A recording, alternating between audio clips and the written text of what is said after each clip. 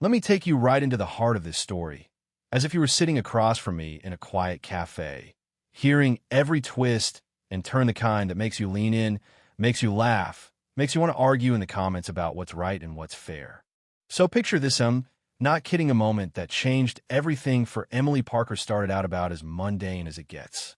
There she was, headphones on, wiping down a fancy mahogany table in a Miami mansion, humming along to some old tune. House was quiet. Tuesdays usually were. But then that old landline, not a cell, just wouldn't quit. It rang and rang. And, sometimes you get this feeling like if you don't answer, something big's going to happen. Or maybe it's just going to bug you to death.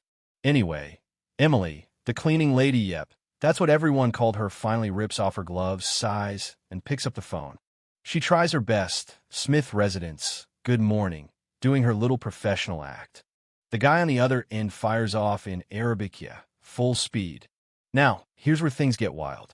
Without missing a beat, Emily fires back fluent Arabic. Not a stumble, not a stutter. And she doesn't just get by. She owns the conversation. She's taking a message from Mr. Dylan Smith, the millionaire who owns the place. What Emily doesn't know is Dylan himself has come home early. He's standing right behind her, dumbstruck because, let's be honest, no one ever saw Emily as more than the help. Now he's watching her handle a high-stakes call about a $50 million project. Smooth as you please. Dylan is floored. This woman, who'd been cleaning his house for months, just ran circles around him in a language he barely mastered in college. After the call, she nearly jumps out of her skin when she sees Dylan. He's got questions. Like, Emily, since when do you speak Arabic? She's embarrassed, says it's just basics, but Dylan isn't buying it. She repeats everything the investor said: project in Dubai, big partnerships, and she even tosses in some business lingo that proves she was really listening. Dylan realizes, maybe for the first time, that he never actually saw Emily before. He decides on the spot. She's not just the cleaning lady anymore. He asks her to help with a huge meeting the next day, right alongside him. She's floored, thinks he's kidding. But Dylan isn't. He knows talent when he sees it. And suddenly, this isn't about the house. It's about his future, too. They go shopping, so she has something sharp to wear. At the store, Emily's nervous, feeling out of place. Dylan tells her to pick what makes her feel powerful. That is what he needs in the room. For the first time in ages, Emily feels seen. Over coffee, Dylan asks about her story. Turns out she's got a degree in linguistics, speaks 5 languages fluently, and she's been cleaning houses because, well, she's a Latino woman who doesn't fit the company profile. It's a punch to the gut, honestly, and you see Dylan starting to realize just how narrow his own world has been. The next day, Emily's nerves are on edge, but she shows up, suited up, ready to go. The meeting's with Ahmed Al-Rashid, the Dubai investor, and his team. Ahmed is instantly impressed. Emily's not just translating, she's adding insights about American markets, cultural adaptation, even tossing in questions that show she's done her homework. There's a moment in the meeting, one of those you could hear a pin drop, where Emily smooths over a tense cultural misunderstanding, and you feel the room change. Even the investors who were skeptical at first start nodding along. Then comes the twist.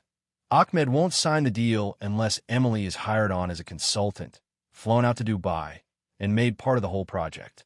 Emily is in shock. Dylan is too, honestly, but he encourages her to go for it.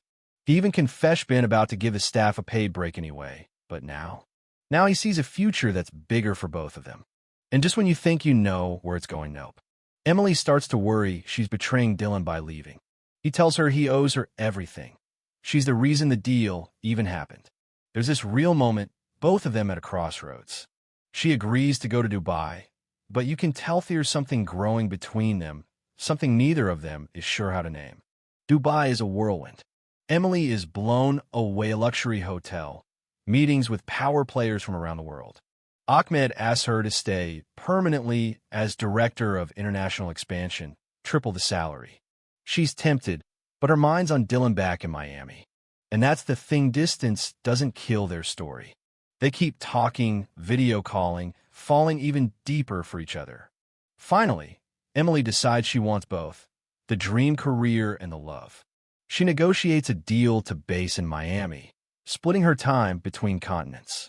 When she gets back, Dylan is waiting with flowers, ready to build something bigger than either of them ever imagined. Before long, they're business partners and life partners. There's a proposal, Dylan down on one knee, ring with stones from 4 continents, promising to build an empire of love that crosses borders. Emily says yes, of course.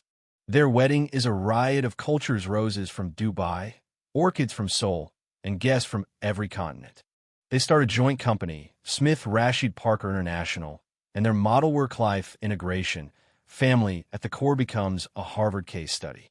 Soon, they're raising twins, taking meetings with a baby on each hip, traveling the world, and proving you can have it all if you refuse to let society limit your dreams. And the story? It never really ends. There's always another adventure, another twist, a corporate crisis in Tokyo on their honeymoon, a new market opening in Seoul, or Emily on stage at TED, telling the world how one phone call changed everything. So let me ask you, what do you think? Was Dylan right to step back and let Emily shine? Did Emily do the right thing taking the job? Or should she have stayed in Miami? Can love really cross borders and survive ambition? Or is it just a fairy tale we tell ourselves? Leave your thoughts in the comments. What's your call? What's right? What's fair? And what really matters in the end? If you've ever had a moment when you felt invisible, or when you saw someone's hidden brilliance, that happened, I want to hear about it. Subscribe, hit the bell, and share your story. The conversation's just getting started.